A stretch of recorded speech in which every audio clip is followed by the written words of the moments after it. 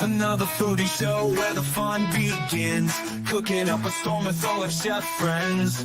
Reviews and recipes that will blow your mind. Live shows and laughter, a good time you'll find. Join us for the ride on this culinary quest.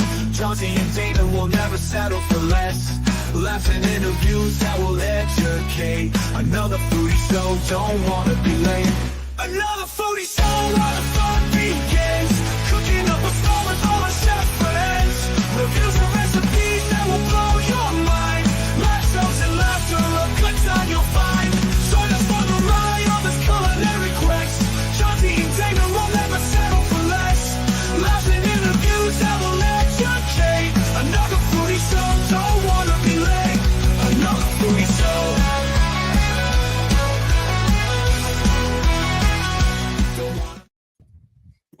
Never want to be late, folks. Yeah, that's Even right. though We just like even to though keep- we may be, but we're here.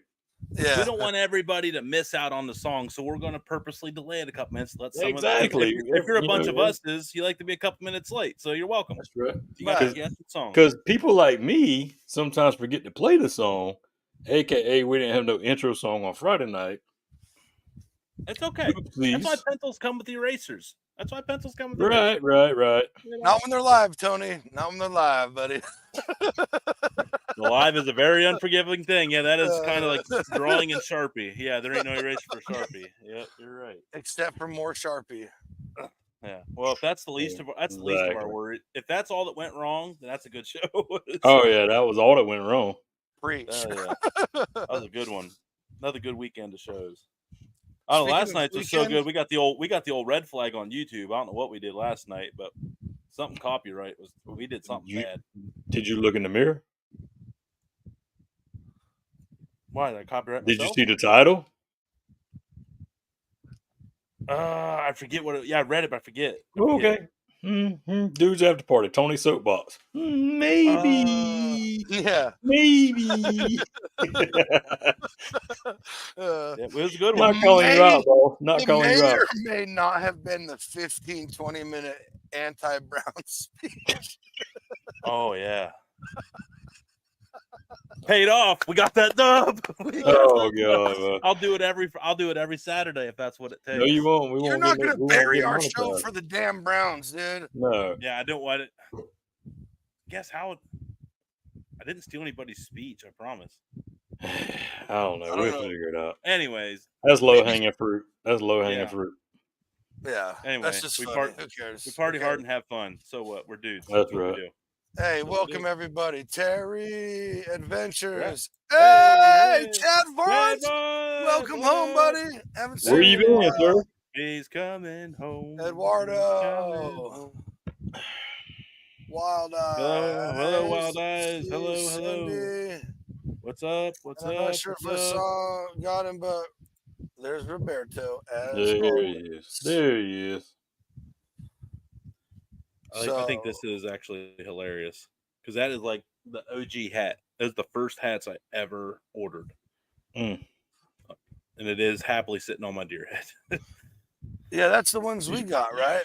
Yeah, the styrofoam. Well, yeah, Dude, the mine's original. Mine's so like Yeah, they weren't it built looks to last. old, man. They It were not looks built. old. It looks White- well worn. White cloth is a bold choice on a hat, Dude, especially when you're in the bar, especially in the barbecue world. right, when we get into the like really designing hats, I love hats. So Yeah. you're Well, when welcome you in got- advance, everybody. When you got, for when you we got start this getting thing, hats. it is your accessory of choice. That is. I'm not pulling mine off. I have no. I mean, shame, I got- Damon. I am secure within my body. Oh, I mean, hey, I'm I know. I gonna gotta keep him a cover little up. bit now. I gotta cover up this mess sometimes, you know. Oh God, here he goes. The only one with hair on the damn show. Yeah. He wants to cover it up. Hey, yeah, you guys got better beards and I got a better head of hair. You know, it's a trade Oh, off. I thank mean, Copper John's ordered some. shout out. Shout out. We have ladies around, so I can't say what I ordered, but I did get the newest product they offer. That's cleans. That's good. Yeah, for skin the in nether certain regions. areas The that nether get regions. scratchy. You know, when the wives are like, "Do you always have to touch yourself?" Not anymore. Not anymore. Hey, well, I mean, you know. You heard it here first, folks. You heard it Hopefully, here I'm going to put first. it to the test. I'll give my honest Oh, review. Lord, here we go. But I Another got more video of that coming from Tony I got the on lavender the bit. wash. So hold on. All right. This is a foodie show, not That's a right. ball wash Yep. show. On. Tony, you did something pretty cool this weekend. Before we I get to the did. guest, we gotta talk. We gotta let Tony talk about this. It was the annual event, second annual. Wow, even a drum roll. I got to do the second annual Dalton Farms Farm Fest yesterday, where we served about 150 farmers up around Sandusky. It was a private event that everybody got to come. Everybody, it was like the gala. Everybody was dressed up all awesome. They had 150 people lined up between the grain mills that you got to eat and listen to music around hay bales, the grain mills that they haul their own grain in. And we did about 8 pork butts, 7 briskets, and about 60 pounds of brats. And then we did creamy smoked street corn. Get to work with the FFA, the Future Farmers of America. They go there and help. We got to show them a couple of my vinaigrette dressing recipe. They were asking some questions, and it was just a really good time. Great community event. Love everybody up there. They make me feel like $1 million. And yeah, just good vibes all day long. Got up there, just cooked all day. Hung out with Edward, Rebecca. They absolutely crushed it. And yeah, Cool deal, man. it's a really good event. And they got the best team that really puts it together. And it's just such an honor to be that guy that they really look forward to every year. Now it's like, well, Tony's doing it right. And it's crazy to think that people are like, well, it's also a really good thing, man. You're putting on a shindig for the farmers that are feeding us. That's important. That's right. Yeah. I mean, we get a lot we can go without food, but it's like, yeah, whatever, like 2 weeks. So thank you, farmer folks. Yeah, we have like 30 days worth of supplies in the stores, not even if they stopped everything, I think is what it is. So yeah, you should befriend your local farmers. So, but yeah, hey, thanks for letting me talk about that, Johnson. But yeah, we're not here for that though. We are not here for that tonight. Nope. That will be the least important. That'll be the least important thing we talk about, and the least interesting for sure. This is a foodie show, and I wanted to highlight, something cool that we did in the foodie community. You went up there, and I was just glad I didn't blow the brisket, man. There's a lot of pressure. Yeah, see, I was working with their brisket. Sound like it raw. Yeah, but I never, when you work with a farmer's brisket, and their breed is Red Holstein, so it's like a narrower, smaller brisket, and like I was expecting to cook them things like 10 hours, and it was like 5. I mean, they cooked quick, so I was thinking maybe I fried them. So yeah, we didn't. So it was hell yeah. That's the pressure one. Pulled pork, can't really mess it up. Brats, don't overcook it. Brisket, you can mess that up. So that was my main concern. But no, we're all good. But yeah, but I know someone that could probably do it a little bit better than that. But yay much. Oh, me? No, not you. Oh yeah, no, definitely not me. Yeah. I trust you more than that though too. You're up, G. Oh, hey, I thought we were still on the briskets. Bring it on. No, so let's bring in a real expert on briskets. Right. I was going to say the real expert's coming on about this brisket, but we have to keep the tradition. What tradition is that, D? I don't want to give it away too quick. Oh boy, okay. I don't want to give the tradition away too quick. But but once I start talking about it, you'll understand what tradition it is. Okay. But this lady, she hails straight out of Nashville, Tennessee. Boom. She don't need no introduction. Land of because angels. If you know her, she's throwing down that bougie barbecue. Bougie barbecue. Should have been Gucci barbecue. Maybe And so in saying that, Netflix season BBQ Showdown Season 3 winner, champion, chef Shaticka Robinson. Hey! Thank you so much. You're welcome. So welcome. Welcome to the Dudette Takeover Network. Yep. Thank you guys for having me. No. We're not worthy. Yeah. We're not worthy. Hilarious. We'll sit here and be starstruck for a minute, but we'll get into it. I promise. We'll get into it. Hey, I told y'all before the show started, don't fanboy out. Oh yeah. Oh wait, Pumper. Yeah. Told y'all. No. We I'll thought we try, had an I'll try not agreement. to. I'll be In like, your professional opinion, yeah. What's up, Chef? Hey. Hey. But no, really, Chef, how are you doing? How are things? How was your week? How was your weekend? All that good stuff. Oh, I am wonderful. Grateful, thankful. Week has been busy. Life has changed a lot since the show. So pretty busy, out just doing a whole lot, but enjoying it all. Right. Nice. So since the show, which has been out for 3 months now, about is that how long? About 3 or 4. Yes, 3 months. You said life has changed, and I think every winner we've had on, it's changed their lives in different ways. It's been interesting to see what different opportunities each season winner has gotten. Mm-hmm. So from this show, and now that it's gotten a little bit more of a following, that it's had like 2-3 seasons worth of content that's getting more people into it, what opportunities did you see really ramp up for you after the show? During the show, I was still the executive chef at Tennessee State University. Since the show has aired, I am now just full-time on Coley's Juke Joint, the food truck. So the amount of people that I was serving on my food truck before the show and now have changed drastically. I'm a huge uptick on all of that. And then just, people asking me to come out to festivals and do podcasts and different things of that nature. So quite different. I have a rub out now as well. So, actually moving product and, out here actually selling a lot of barbecue. Heck yeah. Fantastic to hear. That's terrible news. Right, yeah. You hear that? So I gotta ask. Yeah, go ahead. Oh, do we? No. I'm Okay. speaking out of turn. Where does the bougie come into play? We gotta have the people. We gotta have the people hear the answer. Bougie barbecue. Where did it come from? What is it?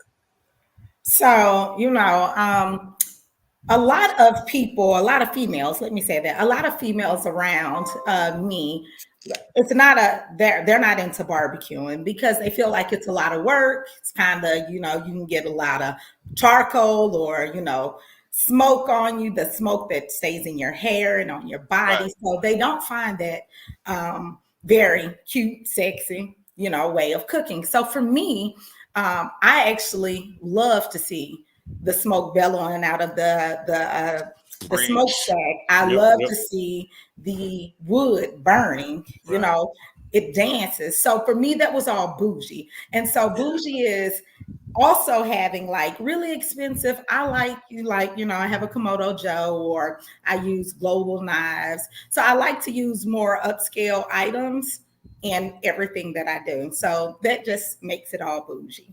There you go. Mm-hmm. Easy enough. Nothing wrong with that at all. Hey, you got to love your toys you play with. Right. Absolutely. Absolutely. If it's something that, you've also turned it into a business, but I tell people, if you're going to do it, when you get into it, don't rush out and buy the most expensive thing if you're just going to learn. No. Because you might not like it. And then you have this, super expensive thing you're trying to recover losses on, blah, blah, blah. But if you like this, don't just get what you want. Make it fun. So there it is right there, folks. Absolutely. And even with it being like not the most expensive thing for you, you can still be cute and sexy while you're out there barbecuing. It doesn't have to just be, and so that to me is bougie. Even if it is like not the best brand, it can also, you make it bougie. So it's, just the whole attitude about barbecue. Love it. That's what I'm going to start doing. Yeah. I always say, hey, Damon's I'm wings are going to be bad and bougie bougie out on my grill. Yes. That's right. Hey, the outfit don't make you. You make the outfit. Yes. Oh! Don't you forget it. You better know it. You know it. Hell yeah. That's why we're rocking this 6-year-old shirt. I ain't scared. Yeah. Sunday Rock football. it. Rock what you're wearing. That's right. That's right. I'm Oh, wearing man. garage beer tonight, everybody. I almost wore that. Glad I didn't. It would have been kind of cool. So actually. we'll go back a little further. We'll go back, Oh. Chef. We'll go back a little further before the show. Okay. How did all this come about? How did you get into cooking? Where did it stem from? And what made you want to be the chef you are today? So, 7 years old, my mom invited me into the kitchen and was like, "Hey, I'm going to teach you how to make biscuits." I made biscuits the first time, did a really good job. So that was my job. Every time she needed biscuits, which was often, at least once a week, it was like, "Hey, we need you to come and make biscuits." So it was just, and that was building a relationship for my mother and myself. I didn't know it at the time, but that was our bonding time. So my mom taught me a lot of things that was going on in the kitchen. And then when you talk about barbecue, for me, it's like the smell of the smoke reminded me of family gatherings. Yes. Right. So it was like, as soon as I could smell that they were starting to grill up, I knew that everyone was coming over and that I was going to be able to spend quality time with family members, some that I see every day and some that I don't see every day. Right. And for a while, my dad, and you know how you guys are, he would get on the grill with my uncle and they would burn the ribs because they had too much to drink. So for me, I was like, I want to learn how to work the grill so we can actually get to the part of we don't have charred ribs. So I just, I started, just learning little things from my father, as time went on. And next thing you know, it's, for me, it was the passion of food, family, that all goes together for me. And I think that's what kept pushing me to become a chef instead of the other things that I was trying to do. There we go. There you go. Easy. I love the fact that you said we could get to the point where we don't have that much char on the rib. Yeah. But we don't. Hey, not all char is I'm flavored. telling you. No, Oh I my hear God. I literally, I understand that more than most people will know. Not that, look, I got great cooks in my family, but I'm definitely the best, for sure. Oh, look at you calling yourself out. No, bro, I'll smash my cousin who went to cooking school all day long, and I've never been professionally trained, bro. I just care. Yeah. But That's what it is. Chef said it the best though, and we said it on a lot of different shows. Our folks used to burn the crap out of food, and we thought it was good because we had to eat it. Right. Yeah, I remember. But now we know better. Yeah. You would eat around it, right? Because they were on the grill. Like you waited all day for the ribs. That's right. And so you get it and you look like, why is it burned? But you're gonna, and they put barbecue sauce on it trying to hide. Right. And it was caramelized. The barbecue sauce that was caramelized. No, this is burnt. But I'm gonna eat what I can. Right. Oh gosh. It's like now, like you'll catch a whiff of a barbecue and you'll smell lighter fluid. And for some of us who were around a long time, it first brings back a sniff of nostalgia, followed by like the most revolted, like, why? Yes. Oh. Yes, absolutely. Because my father used lighter fluid. I thought that was a thing at first. I was like, "Oh, we want to see big fires." Right. That's how it's working. And then as I really started digging into it, I was like, "Yeah, I'm never using lighter fluid again." Right? No. Yep. Exactly. I just laugh at that kind of stuff. Yeah. And the problem is you can smell it in the air. I know. Like your neighbors when they crank it up and they squirting a lot of fluid, you can smell it. You're like, oh, they're gonna have a tasty meal tonight. I remember when Yeah. I remember we Is would this eat a off tri-tip with the side of solvent? Is that what that Yeah. is? Solvent? Oh, cool. Yeah. I remember the only burgers we had that charcoal lighter fluid because Dad would buy the pre-soaked Yeah, the turkey match light. briquettes. Mhm. Absolutely. Yeah, the match light. Yeah, And I that's remember how we them. all grew up. I was Yeah. like, man, these are so delicious. Yeah. It was different than a cast iron skillet in the oven, man. Like, hell yeah. I was like, oh, these are the best burgers ever. Now it's like I am like I get the I get the twitches. So here's a good one from the audience. Terry White. Chef, where did you grow up? A lot of city girls don't learn a lot about cooking from their mothers. So, born in Nashville, Tennessee, but I'm an Army brat. So we moved around. Like I lived in Germany for 3 years. I lived in Texas for a couple of years. I lived in Kentucky for a couple of years. But one thing, like while my father was in the service, my mother made sure that he had a meal every day when he came home, and we all, set the table. We all sat at the table together. So that was like something that, I know that my dad's family did and my mother's family did. So it was just something that was, hey, now the crazy thing, and even with this question, and I'm talking about how our families had these traditions. My sister, she cannot cook. we let her make the cucumber salad for all the, special occasions or the deviled eggs. But my sister would actually pay me or let me wear some. She's 4 years older than me. So she would like bribe me with her clothing. I'll let you wear my Jordans if you fix me some pancakes today. Of course I will. Oh, hell yeah. Let me get them shoes. If you can get them Jordans on, you do it. So it's all about, I think cooking and smoking food and grilling and all of that are the people that if you have a passion and you really love what you're doing, it's not work. You're just hanging out and having a really good time. Nice. And for me, being in the kitchen, it's my peace. So it's nothing for me to go cook. Exactly. That's my therapy. Yeah, absolutely. Yeah, I mean, like I smoked those like pork butts all day Thursday.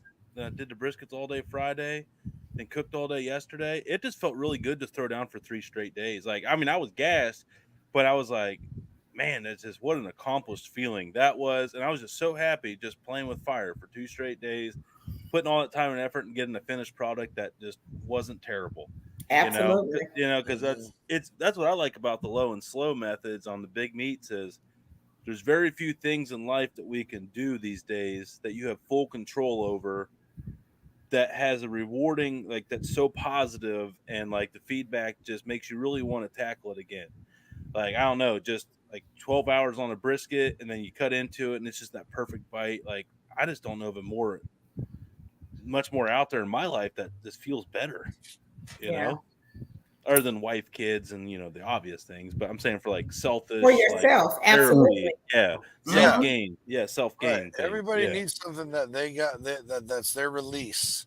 If you're not doing something like that, then good Lord, I don't know when you're gonna blow, but it's gonna happen. Like, find something that you love to do and just at least set some time to do it. And remember, a $50 brisket seems a hell of a lot cheaper than actual therapy. Just throwing it out there, give it a try.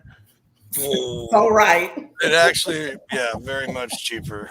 So right. Good insurance plan, which nobody has. Nobody's got a good insurance plan these days. But no. So that was cool. You were at Tennessee State. So when you're an executive chef at Tennessee State, cool.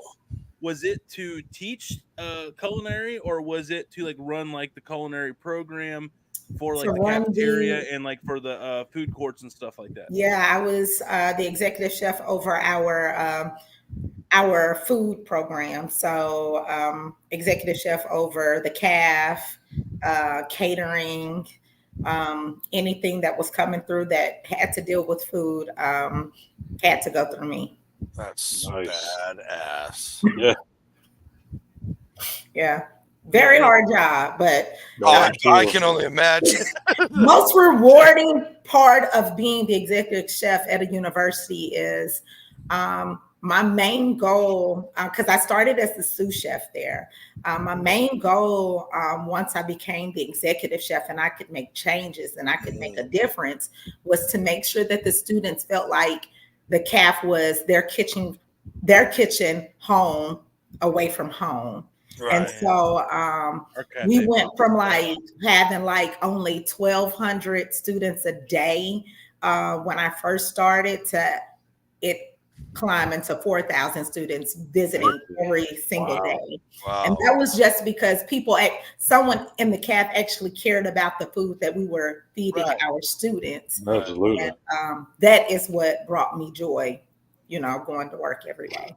Eddie George was down there. Absolutely. He's still there. Mhm. Yeah. Yeah, I've worked very close with him in the football team 2 years right before I quit. So his son is there, awesome kid. But their whole program, I've seen how the football team has changed with their eating habits since they came along. Because before they would eat a bunch of junk, and now they actually care about what they're coming. Hey, chef, what do you have that isn't fried, or what station should I go to? So That's those awesome. things count. I'm telling That's you, huge. that's a huge deal though for college kids, because I lived on campus out of state, and when you had a meal plan, if you went and that meal wasn't good, like you were angry because you only had 12 meals to get you through a 7-day week if you didn't have to go home if you didn't get to go home on the weekend. Mhm. So you had to like skip meals a couple times. So yeah, you skip and you go back, oh man, this is hot garbage. Like meat sauce with no Absolutely. meat. You know what I mean? Like, I yeah. try, and that was the one thing. Like, so I would hear the kids, because you can't please everyone. No. 4,000 kids coming in, someone's going to be upset. But it was very important for me to be visible, and so I would go out, and if I heard a student say, "Man, the CAF doesn't have anything," or "That doesn't look good," I would actually ask the questions and try to find out what are they looking for. And then and they didn't realize, it's like I am the one that can make the change. So with that, you start making changes, and the kids start feeling like somebody's actually listening to them. And then it goes from, even if it is a bad day in the CAF for them, it's not going to stop them from coming in the CAF, because they know that someone does care. They just didn't enjoy the meal for that day. Right. Yeah. I mean, yeah, you got that at home, so you got to expect that everywhere. Yeah, everywhere. Was it like a Sodexo type situation? It was Aramark. Aramark? Okay. Uh-huh. Okay. So is that who you had to get all the supply? I'm being a little deep in the weeds right now, actually. That's all right. Being more a little nosy. Like, do you have to like order all the ingredients through Aramark, or were you able to contract like other ingredients from other parties? So with Aramark, we have they have now, but you have different food vendors or suppliers that you're able to order from that are approved vendors. So you can order from like Cisco, Yeah, I was gonna say depending on where you're located in the, with Aramark, it may be PFG, different food vendors, but Fresh Point, things, different people. So it's like, but Aramark may have certain items that you could actually order from their catalog with Cisco. Okay. Sorry, that's all right. That was the most random question you'll get out of me, I promise. That's Tony just in the heat of the moment, my little ADHD thing, like, squirrel. Like, hey, Yeah, I was gonna say that was a squirrel moment, but it's all I was good. always wondered though. I was always curious by my cafeteria how it all worked, because I was like, man, why is your guys' food so shitty? Did you have to order shitty food, or like is there options? No, there's options. Yeah, I guess. Yeah, They went cheap. That's what happened. Yeah. Like, I remember that was wild times, man. You would go to the deli meat bar and you'd make like extra sandwiches and wrap them up because they wouldn't let you get a to-go box. So everybody take hoodies, and they'd shove like 3 deli meat sandwiches in their hoodies and carry it back to the room so you had some food. Because man, if you were a broke college kid, you didn't have no money, you had to do what you had to do, and they wouldn't let you take it home. So we figured out ways to wrap it in napkins. So, absolutely, I know. Prince of the Poors. Told y'all, I've lived that life. Oh man. So I want to. I'll kick things off on the show because obviously, unbelievable accomplishment for you that led to your, leaving Tennessee State, and because of the opportunities, is because of your Netflix season 3 American BBQ Showdown. And congratulations again on winning. It was awesome watching you go through it. Yeah, fantastic. I'm just going to get down to it. What was the hardest category you worked with? Because I believe that was one of your first briskets you did on the show. At least that's, I think that's what you said on there. So I'm going to assume that might have been it, but there's also time constraints and challenges and stuff like that too. So what was the hardest round for you since you saw all of them? Hardest round for me was actually the trench. The trench to me was the hardest. Everybody assumes it's the brisket because I said I've never cooked it, and I had never cooked it before. But the trench I had never cooked on just open fire like that, So for me to be able to produce everything that they wanted in 2 hours, Right. 2 hours. And we could not use on that challenge, we couldn't use any of the kitchen appliances. We couldn't use the smokers or anything. It was just out on the trench. So that to me was the most difficult and most challenging challenge during the show. That's so wild because that's exactly what Thyron said too. Thyron said that friend giving nightmares. And Tina she didn't have it season 1. She's like, yeah, I would have right. loved it. She goes, they didn't. She was big sad that it wasn't on season 1. Yeah. Now that you're saying that, I'm just realizing that there was no trench. Nope. No. Yeah, that was it. Yes. They were cooking roadkill on that one. So yeah, and when we interviewed Thyron, he said, "Hey, Grubbs has got it still gives him nightmares." So. Yeah. Hey, true story, Chef. Grubbs has the Dude Network tattoo on his arm. Are you serious? Yeah. He's a really good friend of ours. Yeah. That is awesomeness. Yeah. If you ever meet Grubbs, look at his arm. It'll say Dude Network. Oh, I am now. I can't ever change the logo. There's no way we could ever change the logo. The man got branded. So right. It only cost me 2 pecanias. I thought it was a fair trade. That's a fair trade. Here we have a good question. Yeah, that is a good question. I was going to say, that's a really. I don't think we've ever really asked this one. That's a good one. So, Chef, from Big Case Q, who's the cooler judge, Kevin or Melissa? Kevin. Kevin is just laid back. Yeah, I see it. And he's really cool. Like Melissa is kind of like more textbook and just kind of like being on it. And Kevin is just kind of laid back with what he's saying. And even when he's giving you, advice, he's just cooler. I mean, but they're both really good people, period. Cool. But when you ask who's cooler, I will say like Kevin's just more laid back. I totally get that because whenever they interview people and they're doing something that they should not do, or that's like why are you doing that? Like Kevin will be like, all right, man, do your thing. And Melissa will be like, okay. Yeah. I was like, she's piercing you with those eyes, and you're like, I shouldn't be doing this. Yeah, I'd be like, okay, I'm going to rethink everything I'm doing right now. Or Kevin would be like, yes, seems like it'd be a good idea. Yeah. Yes. That's funny. Yeah, they did Melissa, that to Grubbs a couple times, actually. Yeah. Like, ever asked me a question in that situation, I'd look at her eyes, and she's like, are you? And I'm like, no, you know what? I don't think I'm going to anymore. Oh man. So yeah, that's funny. The trench. What did you make? Do you remember what your dish was that you made on the trench? Yeah, and it's actually the challenge that I won. So I did the jerk chicken oyster, the oyster chicken skewers, jerk chicken, and veal curry, veal on skewers.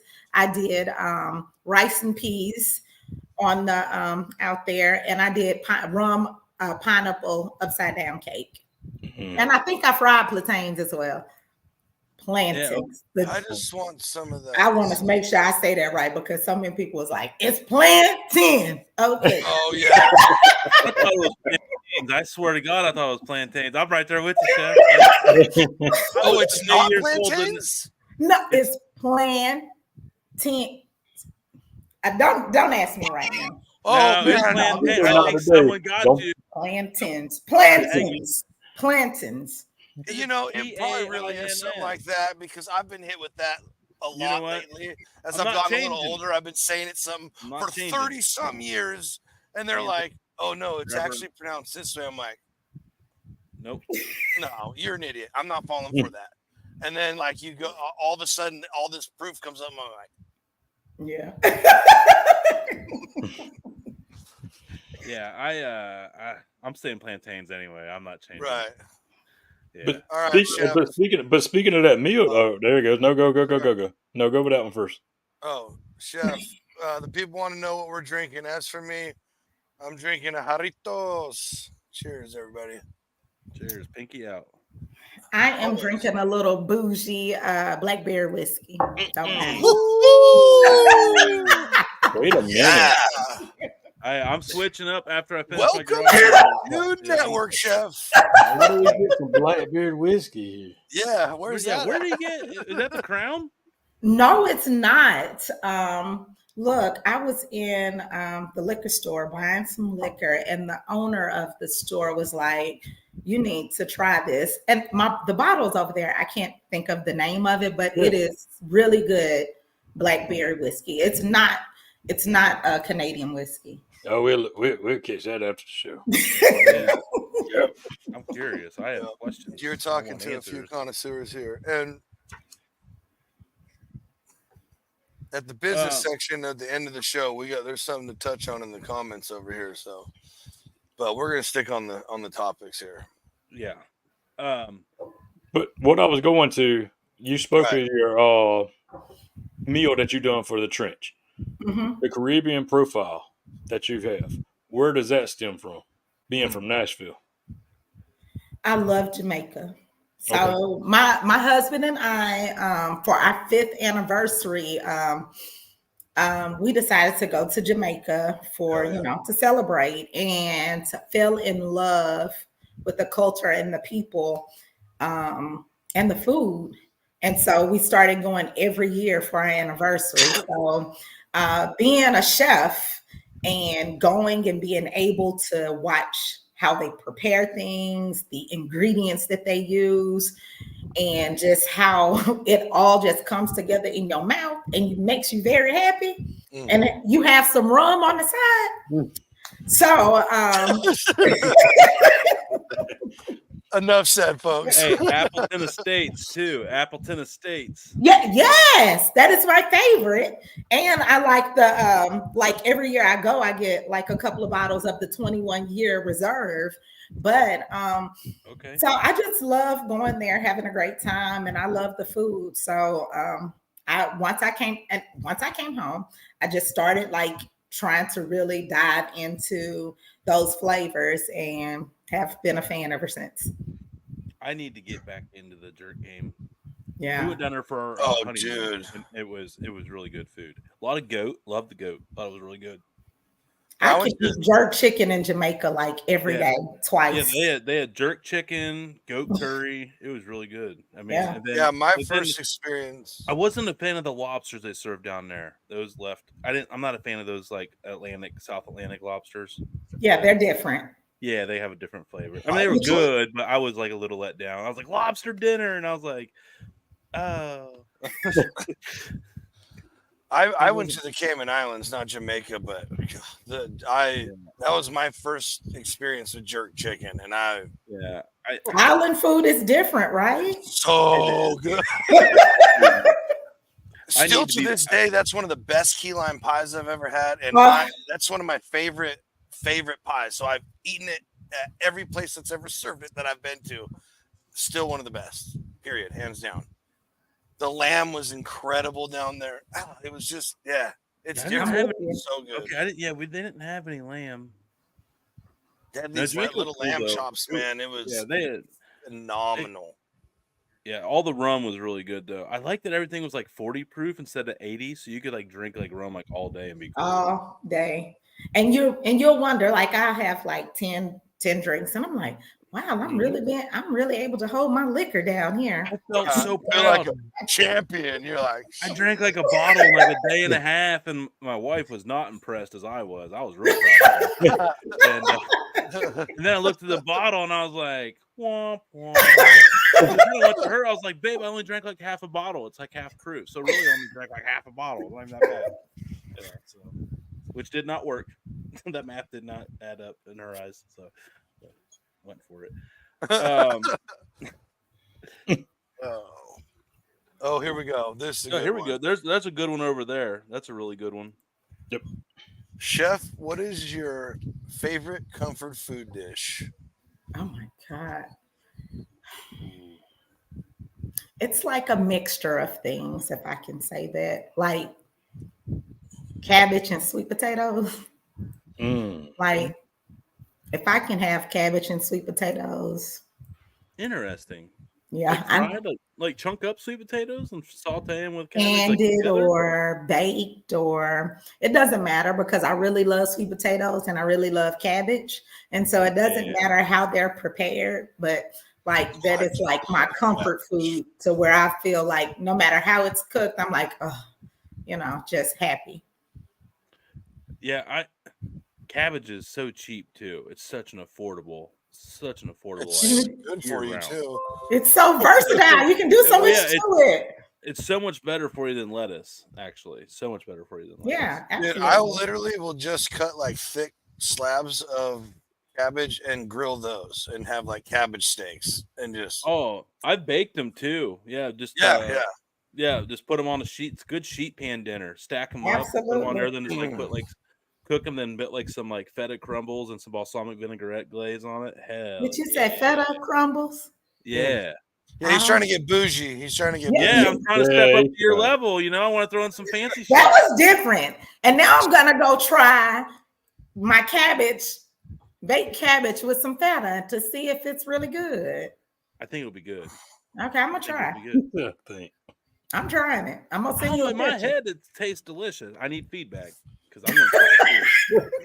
Oh, you haven't made it? No, he ain't even tried it. He just that's just throwing stuff out. I never said I tried it. I just said I think it. The way you said it. Like you're selling it to her, like glaze. I was like, okay. I'll try it, then I'll give you all feedback. All right. I was all in. I was all in, and I was like, really? Let really? your head do the work. I'm telling you, it's going to be there.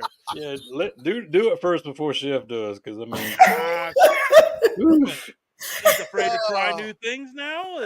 All I'm saying though, she's above it. I mean, come on. I'm trying to keep her down with us. Like, some grilled cabbage with some cheese.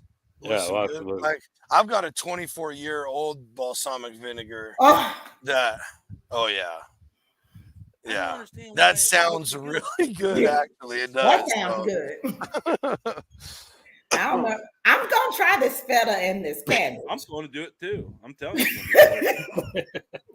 I'm going to do. I'll even tag you on the reel. Be like, thank you. If I was going to do it, I did it. I'm gonna, even if it's bad, I'm gonna be like, delicious.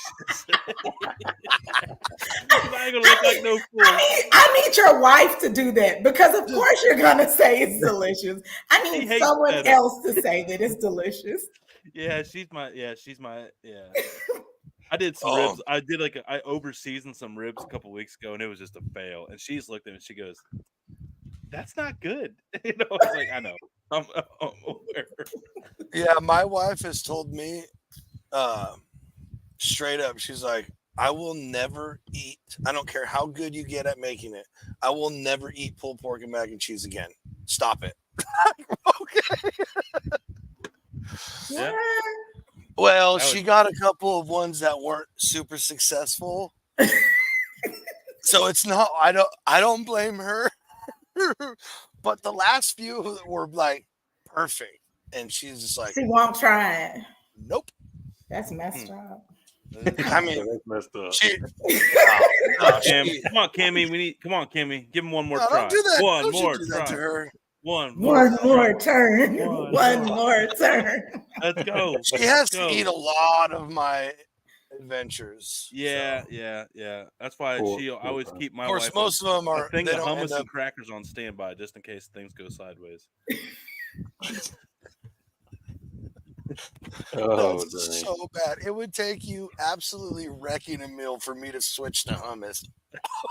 That's how No. Alyssa is, though, man. She likes that stuff. She loves hummus. I know. So does my wife. Kim Loves loves it. hummus. I'm like, I do too.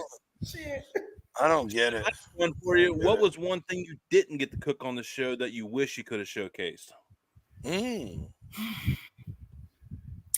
You know, I have thought about this, and I was like, why didn't I do tomahawk steak? Because everybody loves my tomahawk steak. So I would say like tomahawk steak. I did do lamb chops, but I think it was the tomahawk steak was the one thing that I really wanted to. I felt like I should have done because I do a really good smoked reverse seared tomahawk steak with a chimichurri. Ooh. Yeah. Yeah, I'm in. Beef and chimichurri. Yep. I don't know what it is. I mean, I do. I understand the perfect, like if you season your steak perfectly and then that beautiful rendered fat mixed with that acid like that is absolutely divine. But I just don't understand how it's that good. Yeah, chimichurri, man. Yeah, because that's the only way you can make a thick cut of meat that good. Like, it's too much beef with no flavor if you don't have a finishing sauce or butter sauce to dip the meat in. Now, I could leave the chimichurri off. Now, you still gonna like my steak. Oh yeah, absolutely. I would try yours. I that's my drawback on mine. I do the resting butter and everything. It's just too thick. It's just too much. I need flavor distribution more. Okay, so what you need to do then is you need to salt brine it, depending on how thick it is. Salt brine it in the fridge up off of something, like raised on a So I cookie can sheet. circulate the air around it. And even penetrated enough. And even for 2 nights, I did like a tri-tip for like 4 days one time, dry brine. Like they are cheap though, because I mean, I can get a tomahawk for like $18-$20. But the longer that happens, the more that moisture is pulling the salt all the way through. So when you take a bite, you taste perfectly seasoned beef all the way through. That's the whole purpose. I get the dry brine, but I've never done it for like that long. I mean, I've always been like a few hours dry brine. No, dude, as or, often as you can, do it overnight. As often as you can, at least do it overnight, dude. That's the best. In the fridge, not wrapped, not covered, just open air in the fridge, covered with salt. I'm telling you.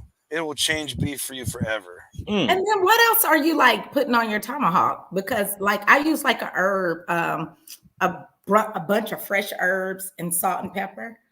And I'm telling you, once you smoke it for a while and then you reverse sear it, that's why when people come to my house, that's one thing that I serve all the time. I don't put the chimichurri on top of it, actually put it on the side. Right. So there's some people that I fix this for that think that they need A1 sauce for everything. And he is a huge steak eater, but whenever he eats my tomahawk, never asks for anything. So I think it's all about you smoking it for the right amount of time, and then the reverse sear of it is kind of searing everything in, adding a little butter, and then those herbs are already all encrusted on top of it. And I'm telling you, you will taste the flavor all the way through the meat. I'm just I don't know what to say. Pro tips, folks.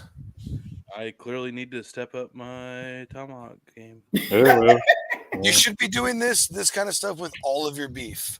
You should be salt brining all of your beef. Well, I do salt brine all the beef, just not for the periods of time that you're talking about. Oh, I always do it overnight, unless I it's like I knew like 4 hours ago I was cooking this. Then it's on the counter for like seriously like 2 hours, just sitting on the same cookie rack like I would with salt all over it. Let it come up to room temp and suck all that in, and then we'll hit the grill. Interesting. Speaking of hitting it, we're gonna hit a commercial real quick. Okay. And refill. That's what you get. That's what we call a refill. We're all out of booze right now. So we invented a commercial break. You'll love it. Yeah, about 3 minutes worth, and we'll be right back to dive in some more. Oh, hi. Wait a minute. Who are you? Hey, Marco, I saw you nodding your head there to the song selection. Did I strike the right chord, literally? Yeah, that's good stuff, man. That's my jam right there. That's from way back. Hell yeah. Yeah. You and the rock scene out there in Cali, man, like the Cali punk rock scene is money especially from the Man, I've been a part of like all of the music scenes in California. Like no joke. Mostly like the rap and hip hop underground rap scene. I was heavy into that a long time ago. Back in my younger days, you know, You when I look was in like my it. You look like a rapper. You look like a rapper. hardcore gangster rap, bro. He got bars for days. He's got bars for days, son. How about that? That was the best timing I've ever seen, Tony. Oh, I was like halfway through, and I was like, I think I might have to squeeze out a piss. And I was like, do I? And I was like, yeah, go ahead and do that. Yeah. And you were Yes, coming yes, I you were do. coming in as you were sliding your headphones on. It was like Fantasia, you know, like It was my beautiful radio days orchestra. coming out in full force. You have that like right. you have that like inner like clock that's kicking when you do it a lot. You just kind of And- know. Yeah. I'm telling you something right now. You and me got a date with destiny, and you will not survive that Where do you date. get a lot of your inspiration from on your recipes down in South Carolina, man? It's the same way. I mean, if I'm cooking, you know, like barbecue style stuff, it's just stuff I've just come up with my own. You know, just whatever profile I think is going to work, this, that, and the other. But a lot of the, you know, dishes that I cook inside, the same way as you, Tony. I mean, Pinterest, and then take Pinterest's idea and just put your spin on it. Yeah. Because a recipe, to me, recipe is just a guideline. Yeah. You ain't got to be exact with it. Because I wish more people would realize. Hey, we got Tony living What's that up? life. That's right. You know it. Hey, we love Tony, man. I feel like I haven't Oh, talked to him in a while. What a guy. Dude, he just needs to come on here finally. I know. Even for like 5 minutes. Yeah. We can From the do the parking little lot. thing. We can do the little blurred thing like witness protection if he needs to or something. Yeah, he can You know? sit, like turn off all the lights. It's just like his black silhouette. Yeah. Oh, Yes, man. our guest.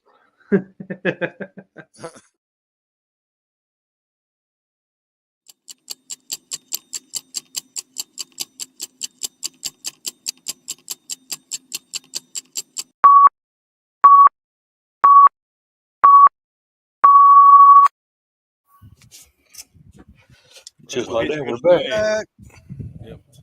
Couldn't find my jersey tonight, so I had to hang the old shorts up on the wall. Just No, there you Uh, my yeah.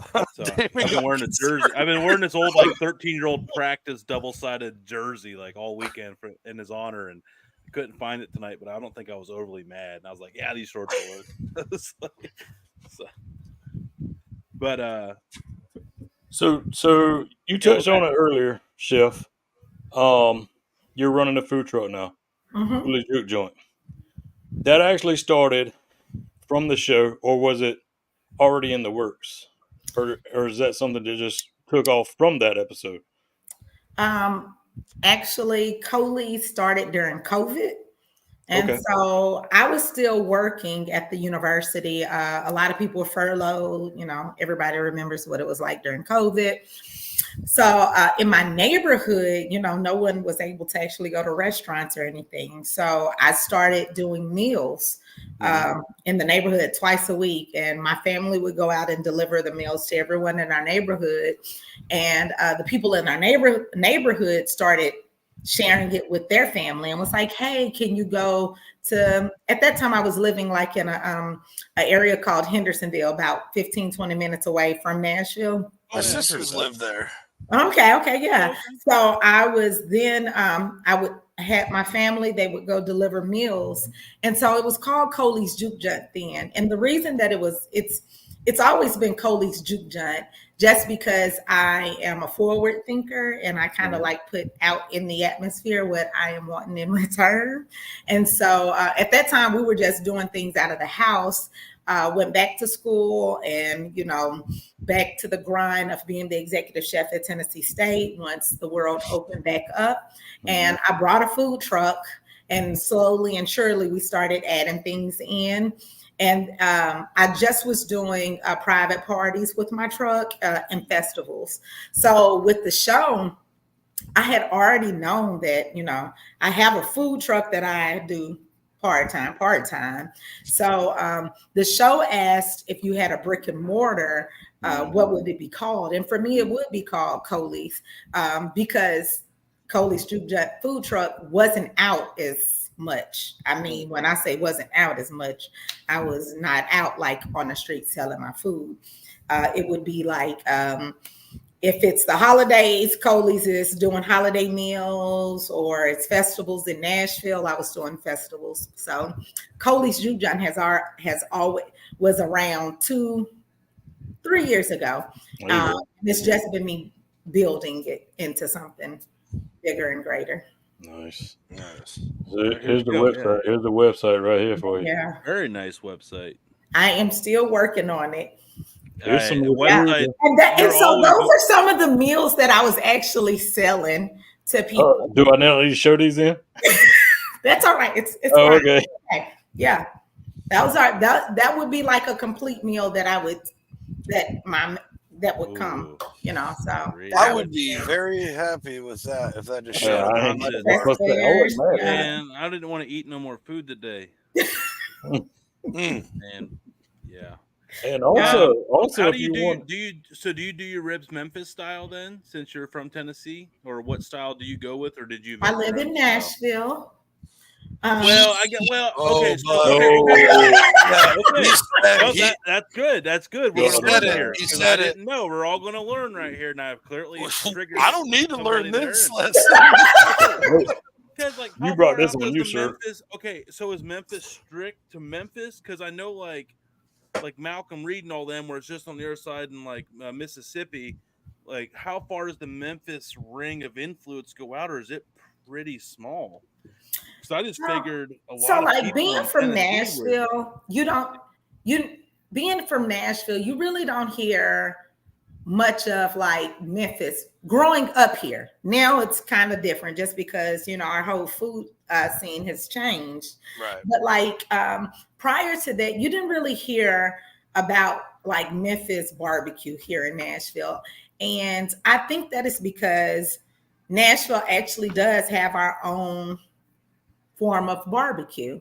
I can't tell you that it's nailed down to one certain kind of technique that we use, but so I barbecue the way that I was taught, and I think that the best way to kind of describe it is because my dad was from Georgia, but my mom was from Tennessee.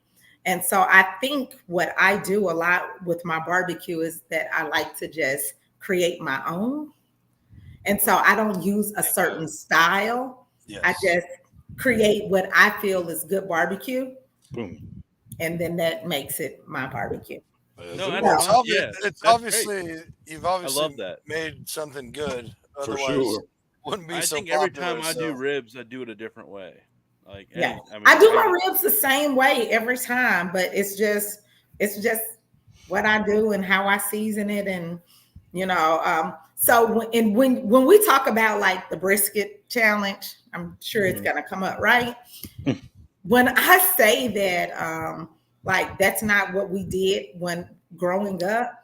We did not have that, but what I did have, what our holy grail of barbecue was, where I grew up, was the rib. So I think like for me, it was perfecting, how do I do these ribs or rib tips? How do I make this really good? And it wasn't about a brisket, because I actually came home and asked my family members, it was like, y'all remember cooking brisket? Like my aunties, my uncles, and they was like, nah, girl, we wasn't cooking no brisket. Yeah. We wasn't doing brisket, baby. Okay. Well, and what we've learned, that's been the beautiful part of this show, is we have learned all these creators from all these different regions, and it's just been really fascinating to learn, who does what, and but now social media has kind of opened it up, where everybody's just kind of learning all these techniques from all these different regions and stuff. But it's been a fun quest of knowledge gathering, of just learning who does what, and like how a lot of people, like Damon down South Carolina, like they just briskets just aren't laying around every which way. But up here in Ohio, like it's kind of, we're big in pork and chicken, but we also have a lot of beef farms, so we can get a little bit of everything. That's how it is here. But we're more of a pork state up here, pork and chicken. Ohio's a big chicken state. We love our fair chicken up here. But so can I ask you guys a question? Growing up, was brisket something that you all seen being cooked? Okay. Dad was a dairy farmer, and we didn't need to have brisket. Yeah, absolutely not. No, we did a lot of pot roast though, like a lot of roast. Yeah, chuck roast all the time. Right. Roast. Yes, absolutely. A lot of or other beef roasts like my dad's done. I have rounds before. Yeah, I think my mom would do a couple London broils and stuff like that. Oh yeah. Tri-tips are huge here, so we've done a million tri-tips over the years. Man, you guys, I was talking about. I want to do a corned beef brisket and cabbage so bad right now. See, I want to make one into pastrami. Oh, yeah, I want to do pastrami brisket. I don't know. We're sitting there talking about beef and cabbage, and I'm just sitting. Yeah, that is like a really good dish, like corned beef and cabbage and some potatoes, some sweet potatoes. No, that's what regular potatoes. You give me some regular potatoes for that one. Right. Yeah. We go to this Irish pub all the time because their food is absolutely excellent. And my wife will not order anything else except for the corned beef, cabbage, and mashed potatoes. So delicious. Yeah. I mean, if it ain't broke, don't fix it.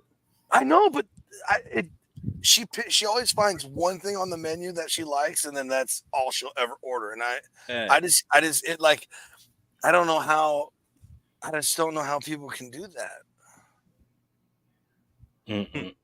I mean, that. I don't know. If you want me to, I'm not. I didn't like corn. I told my wife. I mean, I told my wife on St. Patty's Day, like, you don't need to cook corned beef for me anymore. Like, not that she wasn't doing it right. It was tender and cooked perfectly. It's just I didn't like the corned beef anymore. Like, it just wasn't like clipping that. No, she knows. I've had this conversation with her before. Oh, okay.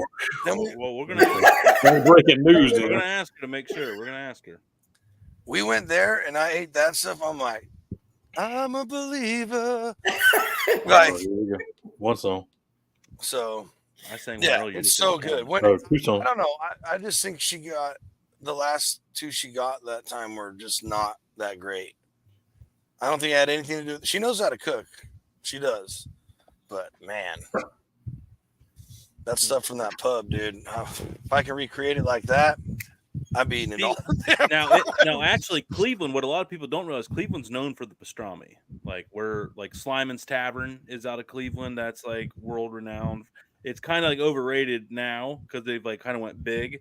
But there's a lot of like meat markets and sandwich shops around town that you can go get like fat stacks of pastrami on rye, Reuben's, sauerkraut, Thousand Island, like big old fat stacks of pastrami and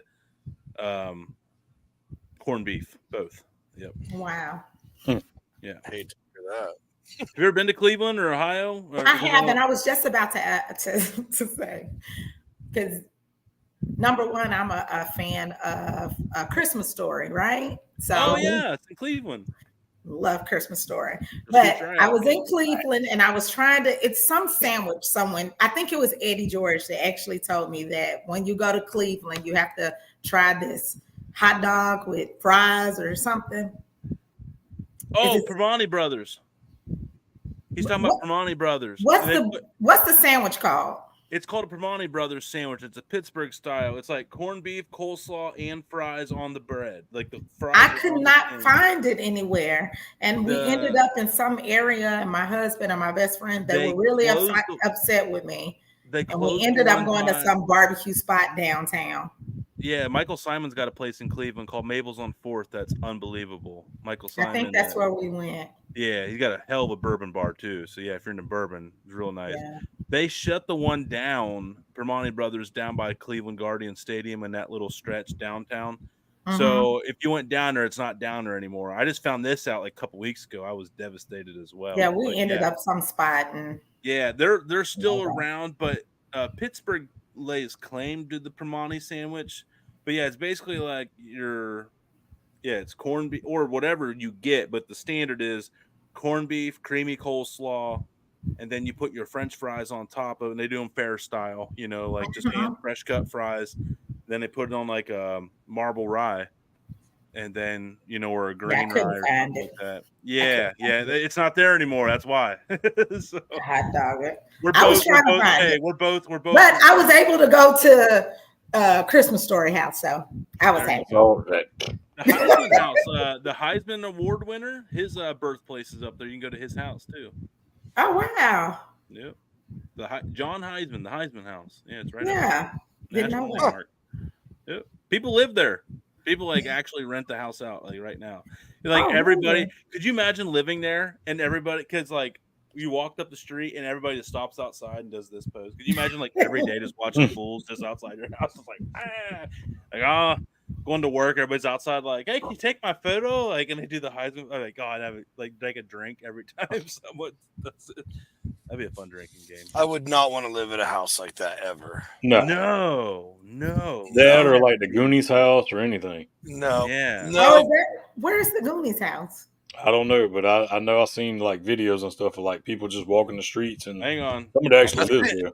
I think it's in Oregon. Isn't that where they filmed part of that? I think so. And I'm that's bad of me because I'm a huge fan of that movie. I am as well. So that's why I was like, wait, where's the Goonies house? The Goonies house is in Astoria, Oregon. Oregon, yeah. Oh, Astoria, wow. Oregon. Everybody wants to say, no, it's Astoria, New York. That's not the East Coast, buddy. That's the West Coast. Yeah, Sorry. that ocean did not look like the East Coast. Oh, Negative. So is there anything on your bucket list that now with all this happened is creating more opportunities for you?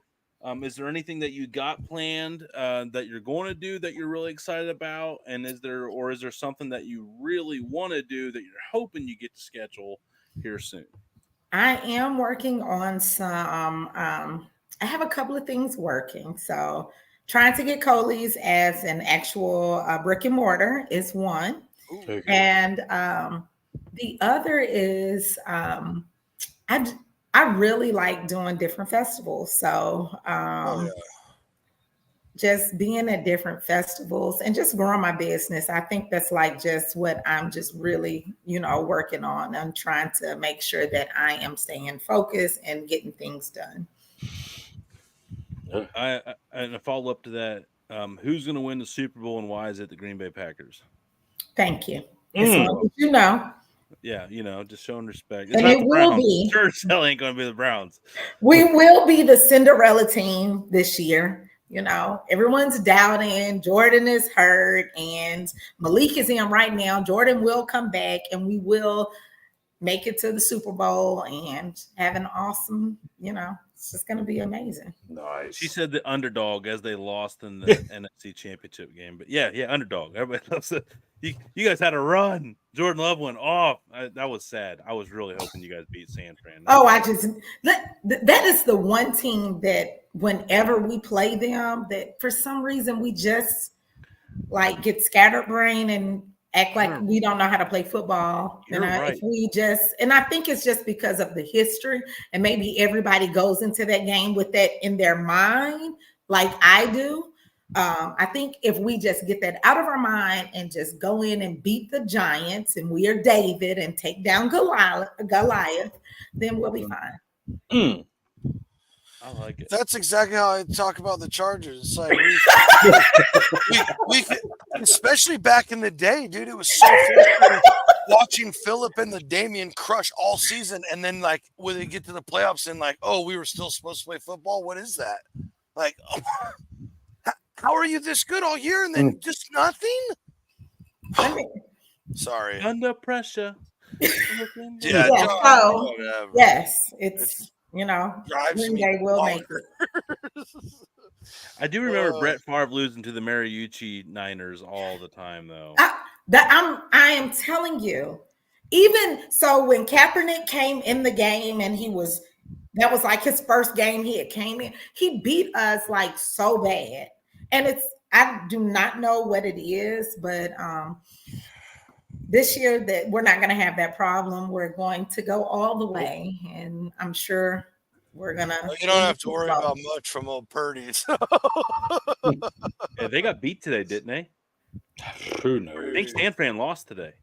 Yes, they did. Yeah. They got upset by But- Minnesota. but Sam they're tied Darnold. Yes, by Sam Minnesota. Darnold coming back. Their tight end helped deliver. So that gave me some hope. Like Minnesota beat y'all. Oh, I know. Yeah, that y'all we can lost beat to y'all. Sam Darnold. Yeah, Yes, you gotta exactly. say it like that, Darnold. Yeah, looks like a Darnold. The Lions lost today as well. They did. Tampa Bay Baker's. As a Browns guy, we love watching Baker just shred down Tampa Bay. And I couldn't. I that was like I couldn't see that happen, and I just knew that the Lions were going to win because they have a really good, strong team this We year. should have just so. talked sports. We should have talked. I was going to ask. That was the next question I was going to ask. Besides a Green Bay Packer fan, what other sports fan are you?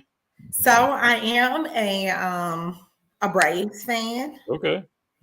So we go Congrats to on quite being a. able to still be associated with Native Americans. We are not, but congrats. But yeah, I mean, we at the game, like you hear, It's not offensive. my husband's No, we're watching the the game Guardians right now. I We're don't know what the score is. They're playing the Roll Dodgers, Tribe. but we Roll just Tribe, baby. we were in LA when Atlanta was playing the Dodgers in LA this past. Boo, Dodgers. Boo. But I like, and I love playing golf now. So Oh, I play golf. You're in good company. You're in good I company love sucking here. at golf. I love, but you're Yeah. probably good. Is it not like the best game where you can like suck but still have a really good time? If you like par a hole, like I can break 100. You know, the other day I shot like a 97. I was real happy about that.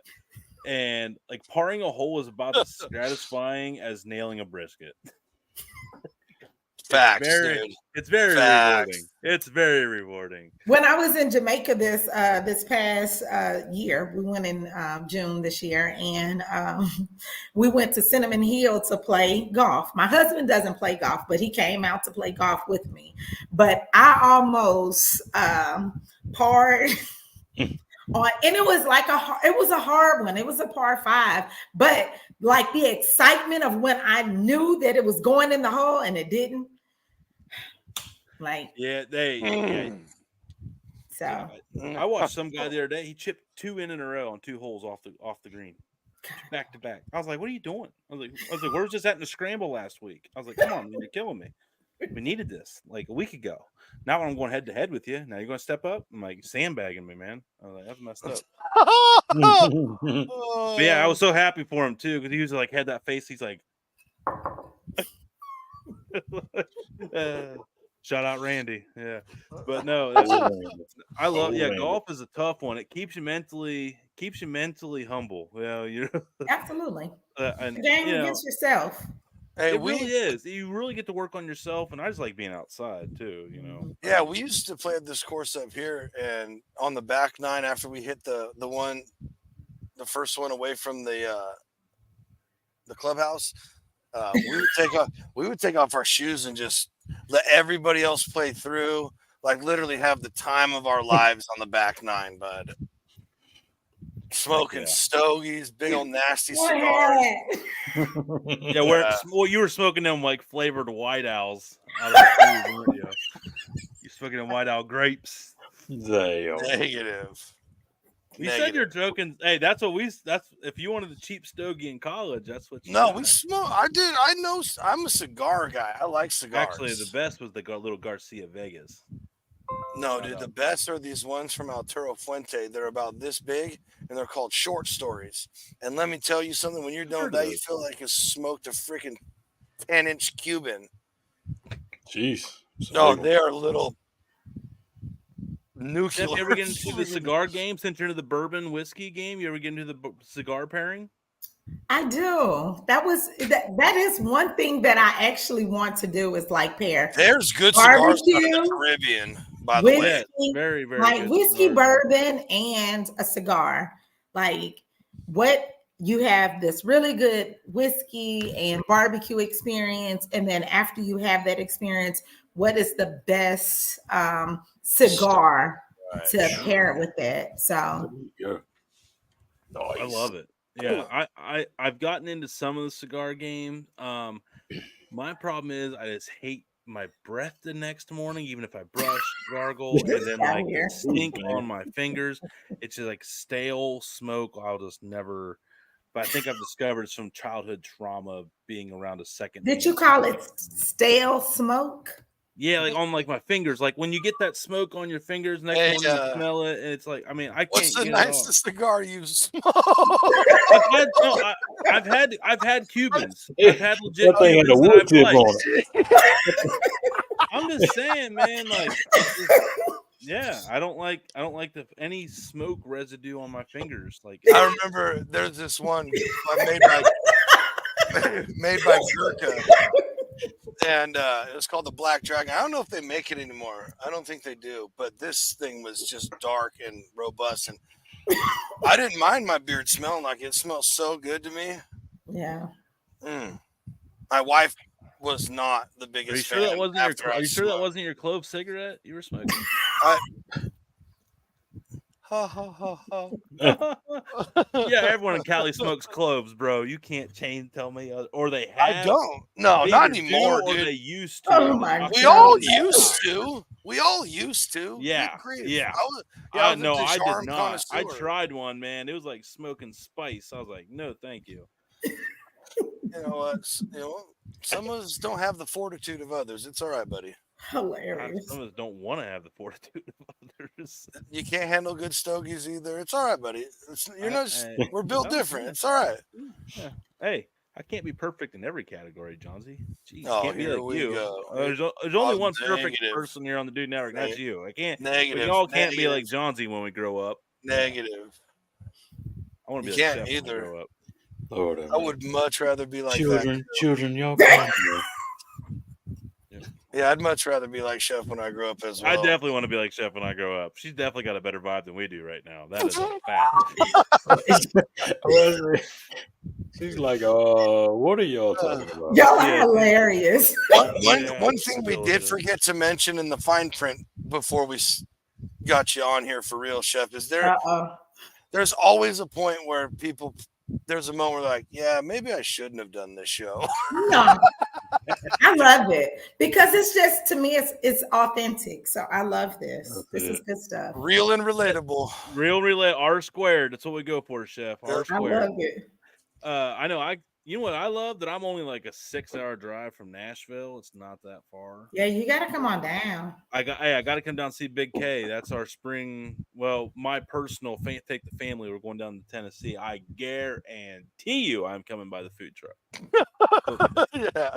And I'm getting one. I'm just going to start eating. Just be like, just let me know what my tab is. I'm going to run a tab. Can I give you my card and pick it up here in an hour? Yeah, it's good stuff. It's good stuff. What's your proudest menu item? Ooh, that's exactly where I was going. Right there. Sorry, Johnsy. No, it's totally good. My oxtails. Ooh. I have never made oxtails. I haven't done What? it. I have not. They're available. They're around. I just don't. I don't know how much meat's on. I don't know. They don't. It's not a lot of meat on it, but if you know how to prepare them and to season them properly, they're my biggest seller. Like I sell out of oxtails every time I have oxtails, and then I have people on days that I don't have oxtails that come to the truck and is just looking for oxtails. Chef, do you have oxtails today? I'm sorry, I don't have oxtails, but I do have some awesome other items. But a lot of people, I will say that the oxtails are like, they are the biggest seller. I sell out all the time. The next biggest seller is the spare ribs. Spare ribs or baby back ribs, whichever I do. I do use my Elevated AF rib rub that I created, and that's for sale, right? That is for sale, and they can get that. They can get it. Yeah, they can get it on my website, or whenever they come to the truck. But that's all I use on it. I don't add anything to it because the rib rub speaks for itself. But those are like the two biggest sellers on the food truck. Hell yeah. I am going to order some of that rub for sure. I want to be elevated as F. You need to be elevated. Always elevated and educated. Yes, thank you, Yeah. Damon. Is that You got you? Yes, Oh ma'am. yeah, Yeah. that's the producer right there. But, hey, that's what This Dave guy is here. big time. Is that a big bottle? Hold on. This guy Oh, over here. I thought you was holding a box of bottle No, up. I was trying to point at you. Yeah, that's Yeah. really good. You're on He it. was messing. Yeah. That's why Dave was messing with that's why I cameras. don't He's get like, paid the big bucks. That's why One he, of these that's why guys. he makes the most of the Not the one that's 0% That's an that we're awesome making. job. Not the clove cigarette smoker, the cool one from South Carolina. That's what she was going for. Y'all so crazy. There was no dig at me. That was not necessary. Yeah, it's always necessary because I love you, man. That's how I we know. do. When I stop making fun of you, be concerned. Be concerned. Here we go. All You right, know, yeah, here we it's getting close to about cutoff time. You know, Yeah. we like to carry it about an hour and a half. Let's go Oh last. man, already? Hey, we don't have to quit if No. you don't want to, but Man, I'm having a great time. but hey, we ain't Right. quitting yet because we fixing to go another round of questions. So Okay. Jungle, you got a question? Has there been anything that through all of this, cooking and getting, is there anything that was like a huge struggle for you that you finally, broke through and now you're good at?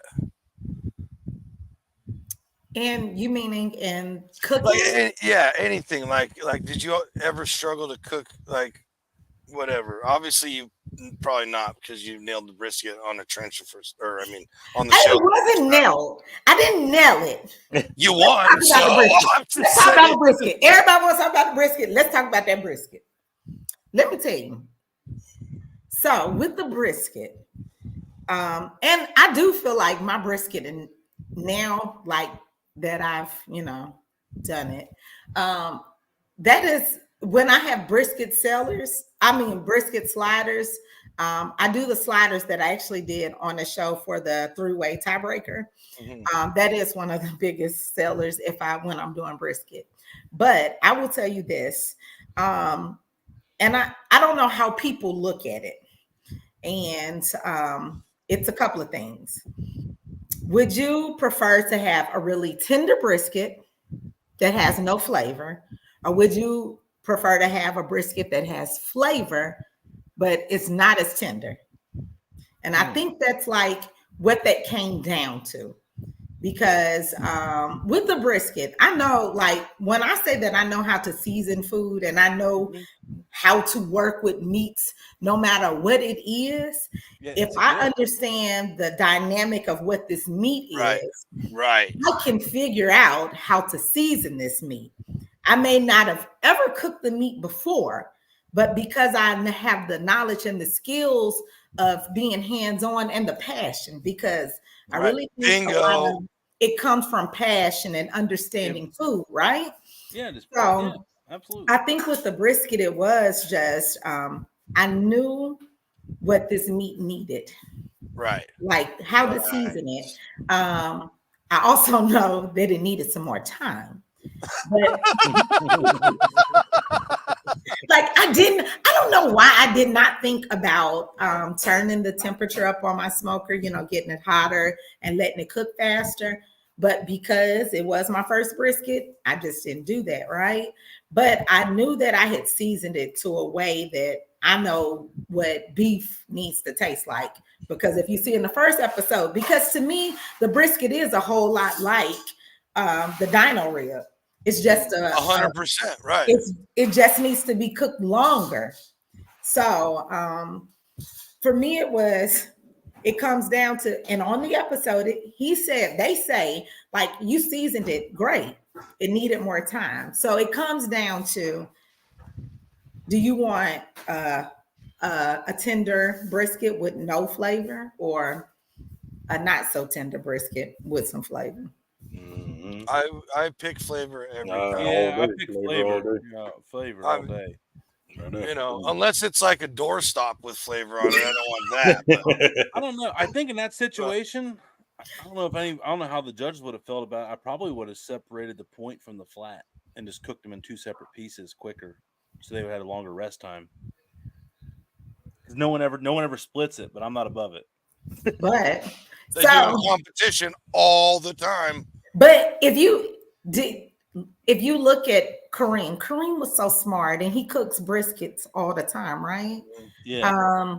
He trimmed his down to where this was like a 15-pound brisket that he trimmed down to 7 pounds. Right. Mm-hmm. Yeah. Super smart. But when you don't deal with briskets like right, or in the moment, like, okay, I gotta try and win. Let me try.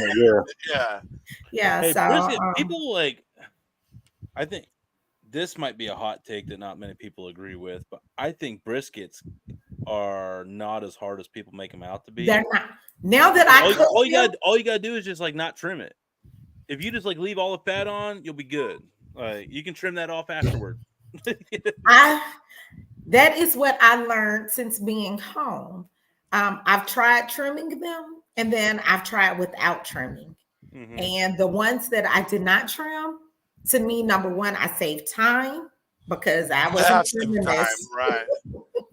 I didn't trim all this, when it was time to serve it, I could just cut off the pieces that weren't cooked to my liking, but I could still serve the rest. And I'm telling you, I have people that are like brisket eaters now and have told me that I have the best brisket. I have the best brisket. There you go. Hey, yeah, that's all you need. Hey, we're all about what the people say. It doesn't matter what awards you win. You crush if a the brisket. people like it, that's all that matters. That's all that matters. You know when you crush a brisket. When I was in the middle of them, just like me, like the smell of me putting them into a Cambro to rest overnight, I text Edward Dalton. I said, 0 chance these briskets suck. 0. Like, I just do it. Like I started doing like the Vince McMahon walk, like a boss. It's a very proud feeling you have when you get that done. Especially when there's a lot of pressure. Okay, so my last question here for you, Chef, is on the show. They've always done a really good job of showing the barbecue community with a random group of strangers from all around the world. You guys come up with some really genuine looking friendships on there. Mm-hmm. How accurate is that, and how much of the staff do you still keep in touch with to this day? The cast members? Cast member? I'm sorry, the cast member. I'm sorry. Yeah, your competition. We talk. I will say every other day. We have a WhatsApp group where we actually like, hey, what y'all doing? Or we're saying something silly to each other. Or Melissa is Melissa, the contestant. Mm-hmm. She has 2 boys. I've sent her son toys. Gerald and I. Kentucky, right? No, she's Orlando. Okay. Stacy is in Texas. Is in Kentucky. Okay. But we all are actually like we're a real family. Like we legit love each other. We can all ask each other, hey, what about this? How, really, truly, like, and I think what even grew us closer together is the time where we couldn't talk to anybody else. Right. And we couldn't tell everybody else what was going on, but we had each other. We all knew what had happened on the show. So it was all of us actually keeping in contact. Sloan, Kareem. I was down in Austin to see Kareem just a couple of months, or last month. Sloan, Sloan, Gerald, Luis. We are really like a group of people that genuinely came in not knowing each other at all, but love each other. That's what it's about. And that seems to be the consensus. I think every season there's been a really tight knit group. Like Tina and Grubbs are still real close friends from season 1, and then Thyron still talks with a bunch of people from season 2. Yeah, that's really nice because I think ultimately that's what barbecue is all about, and the fact that show pulls together a group every single time, I think it emulates what the barbecue community truly is, and it's and that's the beautiful thing about it, because everybody comes from different backgrounds, but then there's something positive and calm in everybody's life. Like everybody seems to get along a lot better. It's funny how that works. It is Sloan actually had said one night. Sloan is actually like they're all pretty funny people. But Sloan had said one night, like, this is what America needs to be. Like what we are. Everybody's from different walks of life, different cultures, but barbecue brought us together, and it doesn't matter, what your views are, what my views are. We understand that we're all still human and we all love each other. Chef Art Smith said it a couple weeks ago. What he said, he goes, there's not bad people, there's just hungry people. Wow. That was what I'm telling you, I'll never forget that line he said that night. That hit me in the heartstrings big time. Yeah. That's what he said. He was like, he hangs around, he's like, Chicago celebrity, hangs out with everybody, but he even says like he'll like fried chicken, he just does fried chicken sandwiches, and he's like, it makes everything go away. So he's like, yeah, if everybody like protesters out there, you give them all a good fried chicken sandwich, nobody be angry anymore. We're all happy. That's right. Good food is soul food. It's good for soul Absolutely. food. It's literally, they don't call it soul art, or I guess they have soul music, so soul food, yeah, powerful. But my slogan for Coley's is actually where food and music feeds the soul. And that's because music and food do something to people, right? It's yes. True. Yes. I love music. All music people experience things in their life, and they give us beautiful music. In food, you try to recreate things that made you feel really good at some point in your life. And if you put both of those together, you're like just feeding people's souls, and everybody is just happy, So that's what I'm trying to create, just a place where everybody can just love on each other. Yeah, that's absolutely. That's the common ground. Thank you. I like that. Yeah. Here's a good one from the crowd. What was the worst hurdle cooking on a show and keeping food warm and presentable? What was the worst hurdle cooking on a show and keeping food warm and presentable? There it is. Timing. So, like, you didn't want to cook something that was and it kind of depends on the challenge, right? So if I was cooking the ice cream, I had to try to keep frozen. So I tried to make that the last thing that I prepared, so I could put it in the freezer and I knew that it would be good. So I think it was just timing how you were going to do each item.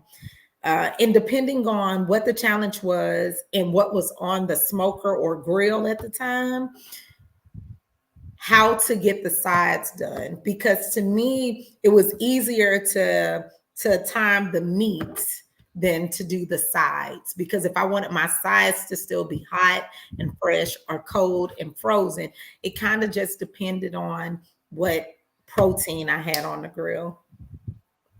If that makes sense.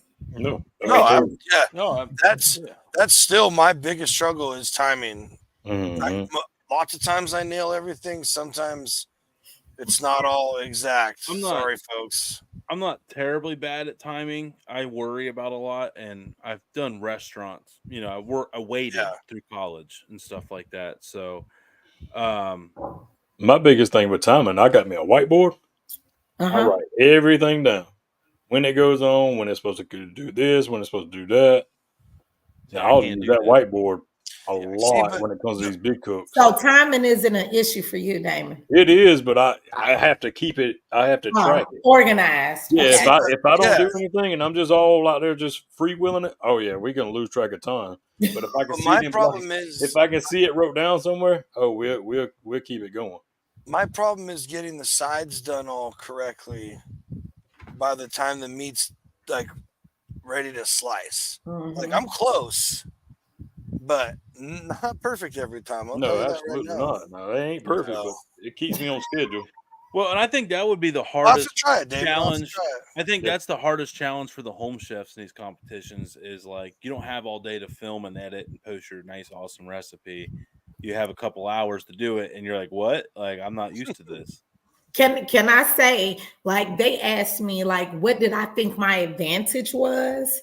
And I said, I'm able to pivot because at school, if I have caterings, if I have the main cast, and I have all these things going on, I know how to pivot and to change things really quickly. Whereas if you're at home and you're just a content creator, you have all day.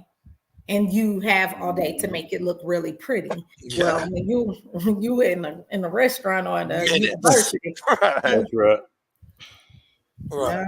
no. You have So minutes. I felt like that was one of my strongest strengths. But I also felt like one of the things I shouldn't have done during the show, and if you pay attention, like I shouldn't have cooked all the items I was cooking. I was just cooking. Like if you look, I always had like a whole bunch of shit, like just Right. Yeah. whole No, bunch of no, that's allowed. No, No. we're yeah, totally allowed. Totally allowed. We encourage it. Yeah. I was just like cooking all the time. And if you remember, Gerald was like, you're an overachiever. Just because I just kept going. I just think if with like, oh, I can cook from any of these ingredients, I would just be an ingredient overload. Like, well, I want to work with this. Like, I would just be grabbing anything I want to just like I was never like, cooked oh, one of those I know what before. I could create with that. Yeah. I got time. I think I did. A smorgasbord of options would be bad for me in a competition.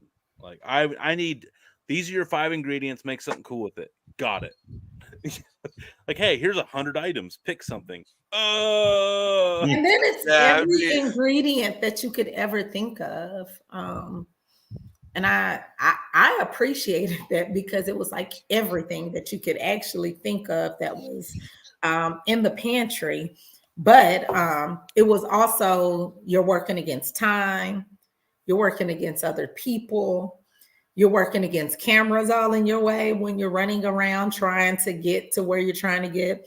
You're working with people interrupting you because you have the judges and Michelle that come and ask you questions while you're trying to complete your task.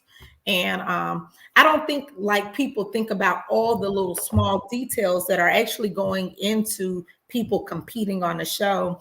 And I know that I've had some people actually ask, did they like, was it like a time where they cut, stop? No, it was actually when they said go, it's go through the whole time. So Yeah, it was, very challenging. We've heard that too, that the timer is the timer. There's no like roundabouts. Like, no, it's 3, 2, 1. It's done. You're done. Yes. Hands up. And that's refreshing to hear because you hear like how everything. Show me the meat. That's Show me it. the meat. Yeah. Oh man, that's funny. Yeah, good stuff. Damon. So I got mine. So without going into all the details, you get the phone call. You're gonna be on the show. How do you mentally prepare for that? Knowing you're gonna be on that platform now. I think that's a difficult part because you don't know. You don't know what you don't know, right? So you do know because before the show reached out to me, I had already watched season 1 and 2. So I knew what the show was about because I watch these kind of shows, right? So, and I'm like, oh, I could do that. And I could do that. I know I could do that. Oh, okay. So I think for me, it was like just go cook. You go cook. That was what my mind was until I actually walked onto the set on the first day. And then I was like, wow, I didn't really think about all of this being included into what I would have to do. So I think how you mentally prepare is just being the best cook or pit master that you are. And then bring all of that, and then you're about to learn a whole bunch of other shit that you got to put that bougie you didn't think you was gonna have to even think of. Right. Yeah. Oh man. And that was really how it was. You just don't. I did not how it actually all went down. I didn't think about all of those small or big pieces that went into it. And but I love every bit of it. I loved because I'm a big competitor. So I like to compete. So that was awesome. Heck yeah. Yeah, it was awesome watching you just. I felt like you grew as the show went on. Personally, I did. I felt like you like, and I don't take this the wrong way. You just kept getting better as the show went on. Because at first I was like, you pick out your favorites of who you think's going to be. Mm-hmm. And I ain't gonna lie to you, don't take offense. I didn't think that was you the first couple episodes. Who do you think was gonna win? I don't know. I thought Gerard was a solid the whole way through. I thought Gerard just crushed. Gerald. Yeah, Gerald. Yeah, I saw his name. Yeah, I forgot. It's been a couple months. I saw it right off the rip. I saw it right away. But yeah, I thought he was really, really good. And then also Sloan from Texas, because she was crushed everything. She doubted herself, and like she was her own worst critic, and the judges were like lifting her up because her food was so good. And I was like, man, if that's her bad stuff, imagine what she does when she's really, really good. So I put her up there too off the rip. But yeah, you just kept, but like about mid-season, I was like, man, I'm like, Bougie's just starting to like be top of the tier. Like after that, you had that sudden death cook-off, right? Where you were the bottom two, and you had to do were you one of the two on that round or no? That was Cowboy Kent and Melissa. And Melissa won, I think that. Yes. Right? Yeah. And then that took us into the tailgate episode where I was on the bottom. Okay.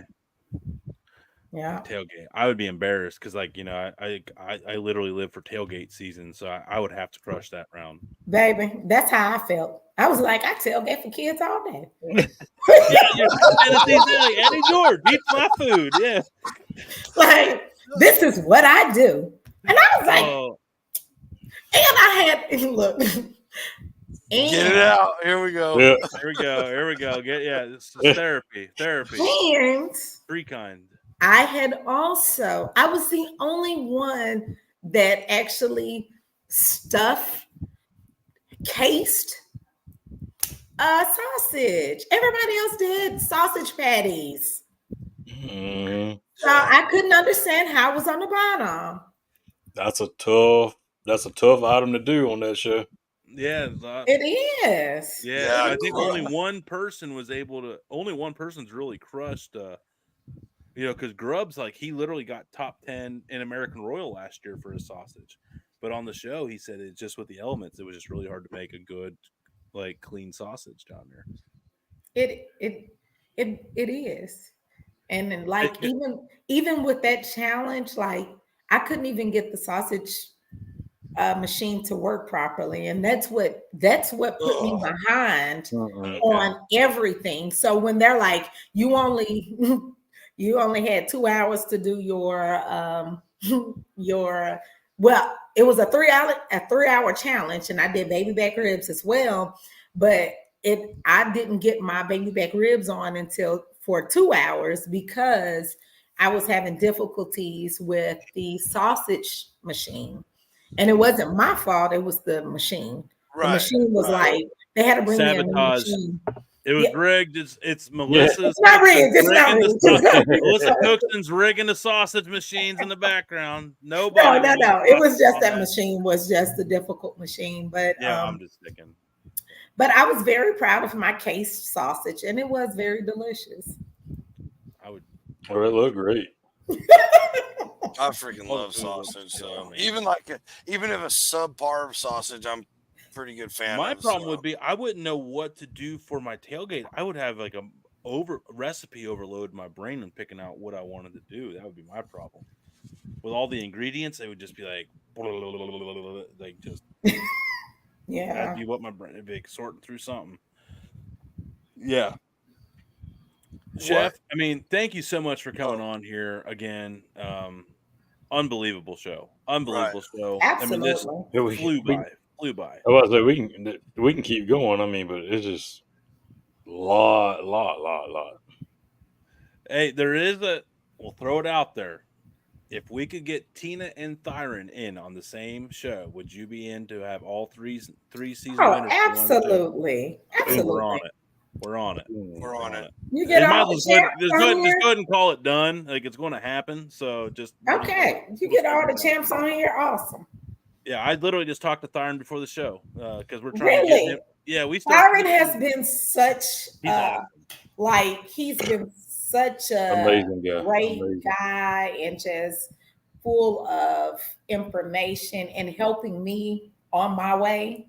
So I appreciate Thyron. He is such an awesome guy. I call him brother. I'd be like, hey, brother. But he is an awesome guy that just, has been, right here with me the whole time. We're just trying to, make sure that I'm good. And if I have any questions, answering questions. Because even the crowd says the same thing. I think we'd have a riot on our hands if we don't have you back on. Yeah. People this will not go over well. So, Chef, I mean, and I know why, because you're awesome. Your vibe is great. You're very friendly. How you were on the show is how I feel you are here on this show. Yeah, absolutely. With us here tonight. That's really weird for me to say. So do you all think that people are not genuinely who they are? Oh, I know for a fact that people, like in our world, in the content creator world, there's all kinds of fake asses out there. Mm-hmm. Oh, wow. Fake as hell. We smell out them fugazis. Fugazi everywhere. Yeah, I've heard that often. They're like, you're really who you are on the show. I was like, I don't even know how to be one person. Bingo. Well, be you. Tina Cannon's been on this show and has said, don't meet your heroes, because she's been let down all the time by meeting some of her, in her world of doing these really shows. She's been really, we won't say any names, but yeah, but I get what you're saying. So it's nice when you meet someone but like Schmobby you. Bay is not who you think he is. I didn't say anything. You mean you can't cook a whole prime rib low and slow in 2 hours? Yeah. Old Bobby. Oh, dumbass. He's not who he. Well, he doesn't look like he would be. Nah. I ain't gonna say it. Yeah, no. Whenever he was on He's an awesome guy. I was like, your career. Whenever he was on Entourage, sleeping with Ari Gold's wife, I knew immediately he was a natural role for a swindler stealing. I knew it. Salt in his eyes. That wasn't acting. That was real. Yeah. And I think with me being the executive chef at Tennessee State, I met a lot of people. And so I kind of get what you're saying. And I guess for me, some of those people I could understand because they're actors or entertainers. For reality people, I feel like aren't you who you say you are? Just because we're reality. I hope so. I promise I do not have the time to put on two faces for you guys. Amen. I don't. There's people that do. They put a lot of effort and waste a lot of time doing it. Yeah, this is me. Yeah, I just want people to love me and what I do, and just know that I'm always putting my heart into whatever I'm going to do. And I believe that if everybody was kind in the world, that the world would be a better place.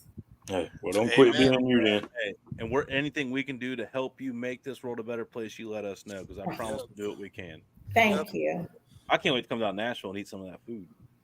You need to. I need all y'all to come down. Oh, yeah. All right.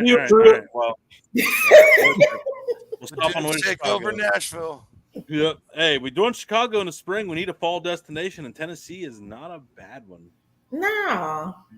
We have a good time. We know I got family down there too, so we're up to something. Let us cook. Let us cook. Might actually make her let us cook. Like, hey, can we cook? Nah. No, it'll be all of us. We'll all cook. Oh yeah, with you, of course. Yeah, we don't. No, we ain't gonna make you sit on the sidelines while we tear up your stuff. No, that's not our style. No, it'll be fun. I'll bring the easy match. What? Oh, I'll bring the easy light. He's You will uninvited. not bring no damn match light. It'll be fueled by Meathead, of course. Yes. Light the bag. Tony. Yeah. Hey, just grab one of those little fire starter logs. That'll do it. There you go. Yeah. Good night. Everybody loves a little pine in there. Oh boy. Y'all are awesome. I appreciate You you. are awesome, and Yeah. we were just lucky to have the time with you tonight here. Everybody tune in. Next week will be a little wild. I will be in South Carolina with Damon next week because I'm bringing my family and crew. We're gonna tear up the 843 and we're gonna mine some Carolina gold. Shit, I got to make some. Oh Man. boy. You Yeah, you better. just put a We're whole having new level on gallons Damon. of it ready. Damon makes the best Carolina gold sauce of all time. Oh, For sure. really? Yep. That's So what they say. that's what they say. Yeah. I'm gonna have to get some of that. Three-time People's Champion of Florence, South Carolina, and wings and chili cook-off. So, three time. Book it. People's champ, where it really matters. Yeah, judges don't mean shit. The people have voted. Not true. I sang earlier. 2 times. There was 2 songs. I will And Uh-oh. let's go ahead and get up out of here. It's the karaoke hour is not going to start. I do love a good karaoke. I bet you do better than us. Yeah, hey, we'll bring No, I am not a singer, but baby, put me on some karaoke, and I'm living on a prayer. Yeah, I'm halfway there already. halfway there. Yeah, that's my song. Living on On a a prayer. prayer, take my hand together. Yeah. There you go, All David. right, we're There having you go. fun on the Dude Network. That's how I you love end this shit right there.